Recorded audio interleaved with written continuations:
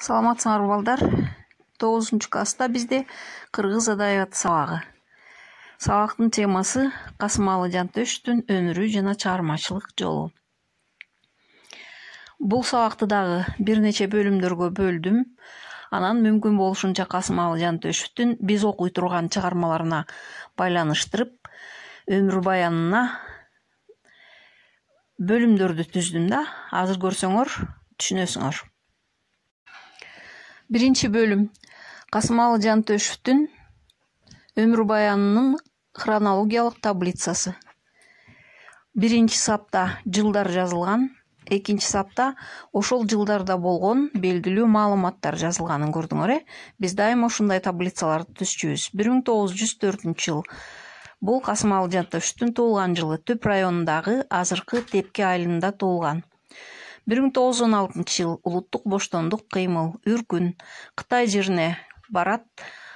1917 жылы эл менен бирге кайтып келет. Ал эми 1925 жылы Ош педагогикалык техникумунан Фрунзедеги педагогикалык техникумга отурулуп келет. 28 жылы айтылуу Кара чач драмасын жазат. Бул улуттук театрдын көшөгөсүн ачкан алгачкы драма деп эсептелинет. Ал 1930 жылы болсо педтехникумду бүтүрүп чыгат. Калган жылдар жөнүндө маалымат бар. Кийинки бөлүк драмалары деп аталат. Драмаларын ар түрдүү боектор менен берип койдук. Себеби биринчилери алгачкы койчулар, Лениндин уулу, биз комсомолецтер алгачкы драмалары. Экинчиси Кара чач биринчи коюлган драмалык чыгармасы. Андан кийинки Кара тамга менен жазылган кийинки драмалары, бирок бул авторго эч кандай ийгилик алып келбеген драмалык чыгармалары.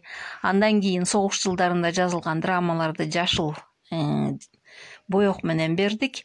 Андан кийин согуштан кийинки жазылган драмалары Эл ырчысы, Бир үйдө, Каныбек, Азоого чалма деген драмалык чыгармасы. Биз өтүүчү Курманбек драмасы кызыл сыя менен берилди.